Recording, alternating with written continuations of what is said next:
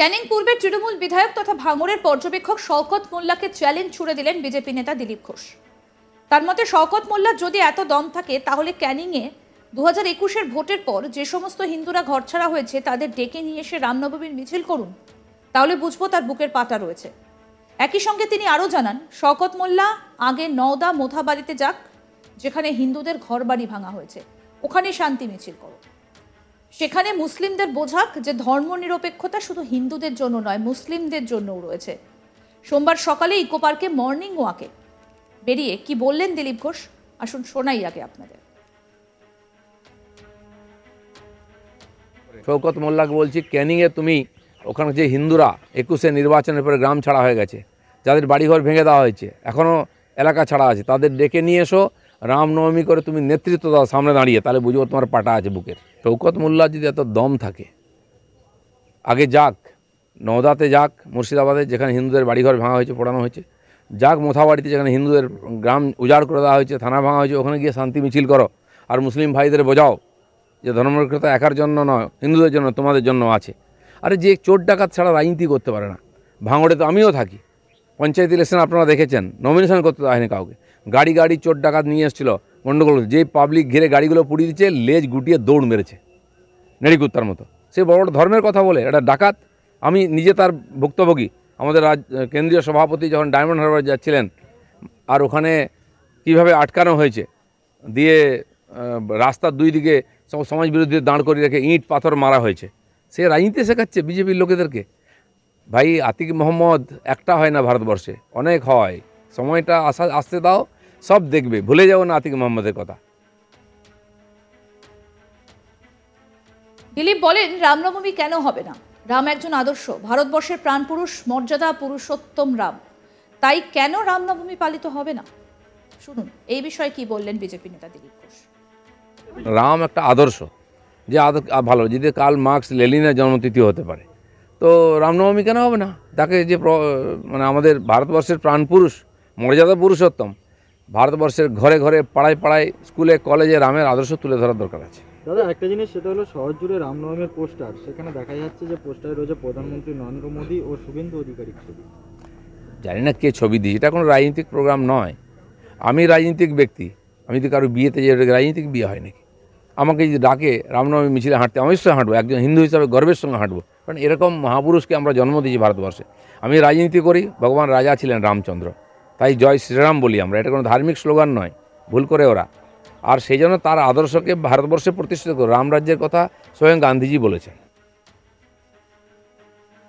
দিলীপ ঘোষ আরও বলেন, হিন্দু ভোটারদের নাম বাদ দেওয়া হচ্ছে আর বাংলাদেশি অনুপ্রবেশকারীদের ভোটার বানানো হচ্ছে, কিন্তু ভোটার কার্ডের সঙ্গে আধার কার্ড সংযোগের কাজ শুরু হয়েছে। তাতে যেমন 62 লক্ষ রেশন কার্ড বাতিল হয়েছে, তেমন ভুয়ো ভোটারও বাতিল হয়ে যাবে। আর কি বললেন বিজেপি নেতা, সেটাও শুনবো। হিন্দু ভোটারদেরকে বিরুদ্ধে কমপ্লেন করা হচ্ছে, তাদের নাম কেটে দেওয়া হচ্ছে, আর বাংলাদেশি অনুপ্রবেশকারীদের ভোটার তৈরি করা হচ্ছে। এই হচ্ছে ভোটার লিস্টের যে গল্প মমতা ব্যানার্জির, এটাই। কিন্তু বিদেশিরা কেউ ছাড় পাবে না। সেজন্য কেন্দ্র সরকার শুরু করেছে ভোটার কার্ডের সঙ্গে আধার কার্ডের সংযোগ। এটা হলে যেমন 62 লক্ষ কী বলে রেশন কার্ড বাতিল হয়ে গেছে, এরকম ভুয়ো ভোটারও বাতিল হয়ে যাবে।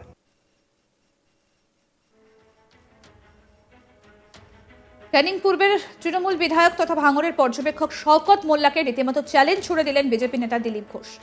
তার মতে শওকত মোল্লার যদি এত দম থাকে তাহলে ক্যানিংয়ের 2021-এর ভোটের পর যে সমস্ত হিন্দুরা ঘরছাড়া রয়েছে তাদের ডেকে নিয়ে এসে রামনবমীর মিছিল করা হোক, তাহলে বুঝবো তার বুকের পাটা আছে। একই সঙ্গে তিনি আরও জানান, শওকত মোল্লা আগে নওদা মোথাবাড়িতে যাক, সেখানে হিন্দুদের ঘর বাড়ি ভাঙা হচ্ছে, আগে ওখানে গিয়ে শান্তি মিছিল করুক।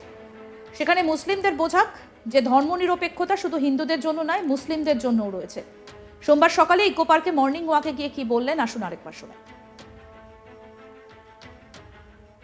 শওকত মোল্লাকে বলছি, ক্যানিংয়ে তুমি ওখানে যে হিন্দুরা 21-এ নির্বাচনের পরে গ্রাম ছাড়া হয়ে গেছে, যাদের বাড়িঘর ভেঙে দেওয়া হয়েছে, এখনও এলাকা ছাড়া আছে, তাদের ডেকে নিয়ে এসো, রামনবমী করে তুমি নেতৃত্ব দাও সামনে দাঁড়িয়ে, তাহলে বুঝবো তোমার পাটা আছে বুকের। শওকত মোল্লার যদি এত দম থাকে, আগে যাক নওদাতে, যাক মুর্শিদাবাদে যেখানে হিন্দুদের বাড়িঘর ভাঙা হয়েছে, পোড়ানো হয়েছে, যাক মোথাবাড়িতে যেখানে হিন্দুদের গ্রাম উজাড় করে দেওয়া হয়েছে, থানা ভাঙা হয়েছে, ওখানে গিয়ে শান্তি মিছিল করো। আর মুসলিম ভাইদের বোঝাও যে ধর্মনিরপেক্ষতা একার জন্য নয়, হিন্দুদের জন্য, তোমাদের জন্য আছে। আরে যে চোর ডাকাত ছাড়া রাজনীতি করতে পারে না। ভাঙড়ে তো আমিও থাকি, পঞ্চায়েত ইলেকশন আপনারা দেখেছেন, নমিনেশন করতে দেওয়া হয়নি কাউকে। গাড়ি গাড়ি চোর ডাকাত নিয়ে এসেছিল গণ্ডগোল, যেই পাবলিক ঘিরে গাড়িগুলো পুড়িয়ে দিচ্ছে, লেজ গুটিয়ে দৌড় মেরেছে নেড়িকুত্তার মতো। সে বড় বড় ধর্মের কথা বলে এটা ডাকাত। আমি নিজে তার ভুক্তভোগী। আমাদের কেন্দ্রীয় সভাপতি যখন ডায়মন্ড হারবার যাচ্ছিলেন, আর ওখানে কীভাবে আটকানো হয়েছে, দিয়ে রাস্তার দুই দিকে সব সমাজ বিরোধী দাঁড় করিয়ে রেখে ইঁট পাথর মারা হয়েছে। সে রাজনীতি শেখাচ্ছে বিজেপির লোকেদেরকে। ভাই, আতিক মোহাম্মদ একটা হয় না ভারতবর্ষে, অনেক হয়। সময়টা আসতে দাও, সব দেখবে। ভুলে যাও না আতিক মোহাম্মদের কথা। দিলীপ ঘোষ আরও বলছেন, রামনবমী কেন হবে না? রাম একজন আদর্শ, ভারতবর্ষের প্রাণপুরুষ, মর্যাদা পুরুষোত্তম রাম, তাই কেন রামনবমী পালিত হবে না? শুনুন কি বললেন তিনি। রাম একটা আদর্শ, যে ভালো। যদি কাল মার্কস লেনিনের জন্মতিথি হতে পারে, তো রামনবমী কেন হবে না? তাকে যে মানে আমাদের ভারতবর্ষের প্রাণপুরুষ, মর্যাদা পুরুষোত্তম, ভারতবর্ষের ঘরে ঘরে পাড়ায় পাড়ায় স্কুলে কলেজে রামের আদর্শ তুলে ধরার দরকার আছে। দাদা, একটা জিনিস, সেটা হলো শহর জুড়ে রামনবমীর পোস্টার, সেখানে দেখা যাচ্ছে যে পোস্টারে রয়েছে প্রধানমন্ত্রী নরেন্দ্র মোদী ও শুভেন্দু অধিকারীর ছবি। জানি না কে ছবি দিয়েছে, এটা কোনো রাজনৈতিক প্রোগ্রাম নয়। আমি রাজনৈতিক ব্যক্তি, আমি তো কারো বিয়েতে যে রাজনৈতিক বিয়ে হয় নাকি? আমাকে যদি ডাকে রামনবমী মিছিলে হাঁটতে, আমি অবশ্যই হাঁটবো, একজন হিন্দু হিসাবে গর্বের সঙ্গে হাঁটবো, কারণ এরকম মহাপুরুষকে আমরা জন্ম দিয়েছি ভারতবর্ষে। আমি রাজনীতি করি, ভগবান রাজা ছিলেন রামচন্দ্র, তাই জয় শ্রীরাম বলি আমরা। এটা কোনো ধার্মিক স্লোগান নয়, ভুল করে ওরা। আর সেই জন্য তার আদর্শকে ভারতবর্ষে প্রতিষ্ঠিত করে। রামরাজ্যের কথা স্বয়ং গান্ধীজি বলেছেন।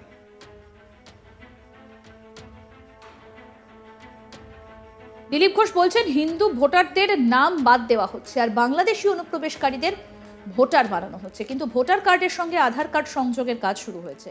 তাতে যেমন 62 লক্ষ রেশন কার্ড বাতিল হয়েছে, তেমনি ভুয়ো ভোটারও বাতিল হয়ে যাবে। শুনুন। হিন্দু ভোটারদেরকে বিরুদ্ধে কমপ্লেন করা হচ্ছে, তাদের নাম কেটে দেওয়া হচ্ছে, আর বাংলাদেশি অনুপ্রবেশকারীদের ভোটার তৈরি করা হচ্ছে। এই হচ্ছে ভোটার লিস্টের যে গল্প মমতা ব্যানার্জির, এটাই। কিন্তু বিদেশিরা কেউ ছাড় পাবে না। সেজন্য কেন্দ্র সরকার শুরু করেছে ভোটার কার্ডের সঙ্গে আধার কার্ডের সংযোগ। এটা হলে যেমন 62 লক্ষ কী বলে রেশন কার্ড বাতিল হয়ে গেছে, এরকম ভুয়ো ভোটারও বাতিল হয়ে যাবে। একাধিক ইস্যুতে এদিন রাজ্য সরকারকে তোপ দেখেছেন বিজেপি নেতা দিলীপ ঘোষ, এবং কেন রামনবমী হবে না সেটা নিয়েও এদিন প্রশ্ন তুলেছেন বিজেপির এই নেতা।